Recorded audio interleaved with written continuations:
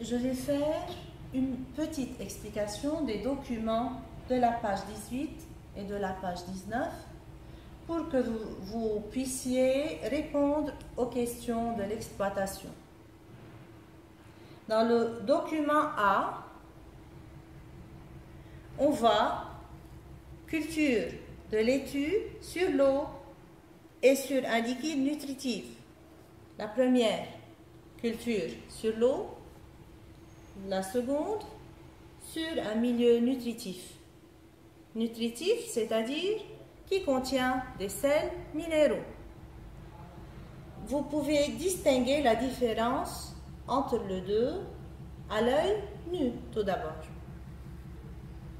Ensuite, le document B présente 4 pots où il y a une culture aussi sur des milieux différents. Le premier, c'est un milieu complet, c'est-à-dire il contient les éléments minéraux, azote, phosphore et potassium. Le second, tous les éléments cités sauf le phosphore, c'est-à-dire on a azote et potassium ici seulement. Ici, les tout sauf l'azote, c'est-à-dire il y a phosphore et potassium ici. Et le troisième, le quatrième, les tout sauf le potassium. Alors, on peut distinguer la différence du développement de la plante verte, qui est le blé dans ce cas, comment et l'aspect de chacun. Ensuite, le document C, c'est un tableau qui groupe plusieurs sels minéraux et la quantité de ces sels dans le milieu. Le milieu, bien le liquide qui groupe tous ces sels minéraux s'appelle liquide de Knopp. Alors, le document, c'est un tableau qui montre la composition du liquide de Knopp. Composition, c'est-à-dire la concentration en grammes par litre, ou bien grammes fois litre moins 1, ou bien grammes sur litre. C'est la même unité. On peut bien voir ces valeurs qui sont 1 ou inférieures à 1. Alors, c'est une valeur minime, petite valeur. Ensuite, on tourne la page à la page 19. Voilà, dans les documents D et E, il y a des expériences qui est déjà vue dans la classe de EB9 et on l'a vu en détail ces expériences. Tout d'abord, la première expérience, tubercule de pomme de terre sur laquelle on ajoute quelques gouttes de l'eau iodée. Cette expérience pour identifier quelle substance, c'est bien sûr l'amidon qu'on veut identifier dans cette expérience. Alors, cette expérience se fait à froid, sans chauffage. L'eau iodée qui était de couleur jaune brunâtre, en contact avec l'amidon, cette couleur vire au bleu foncé. Ceci montre qu'il existe dans la pomme de terre, la tubercule, il existe de l'amidon. Voilà l'expérience. La deuxième expérience s'appelle le test de Fehling.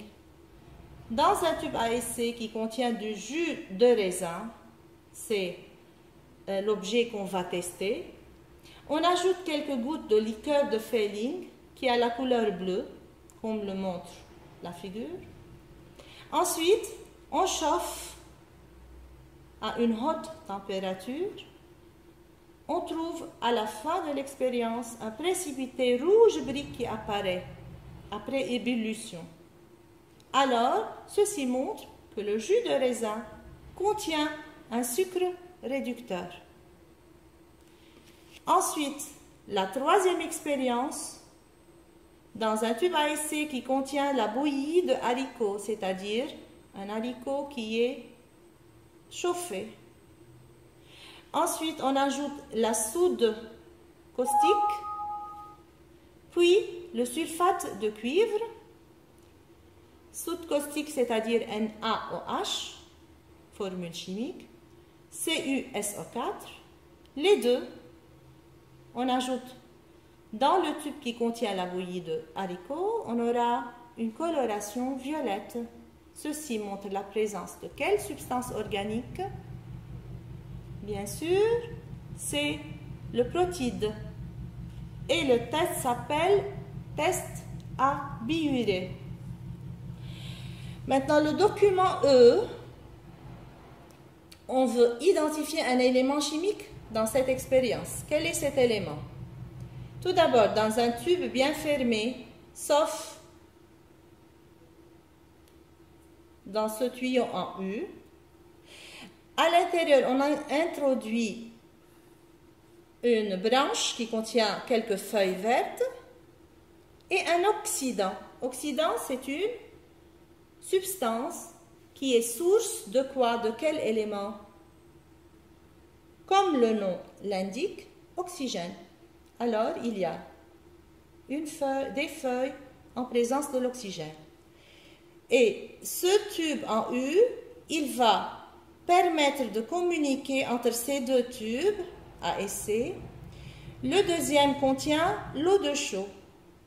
Après chauffage, un gaz va circuler dans ce tube et pénétrer dans le second tube à essai. Et il y a l'eau de chaud se trouble. Indique la présence de quel gaz? Bien sûr, le dioxyde de carbone ou le CO2. Alors, cette expérience permet d'identifier quel élément chimique, puisqu'au début, on avait seulement la plante verte et l'oxygène. D'où provient le CO2? Dans la plante verte, il y avait le C, c'est-à-dire le carbone, qui s'est joigné à l'oxygène et il a formé le CO2 qui a troublé l'eau de chaud. Voilà 4 expériences qui montrent la présence de la matière organique dans l'aliment. Finalement, le document F, c'est un tableau qui groupe les substances organiques, leurs principaux éléments chimiques et des exemples. Alors, que montre ce tableau? Ce tableau montre que les glucides, protides, lipides sont constitués de carbone, hydrogène et oxygène, les trois. Sauf les protides, il y a en plus l'azote.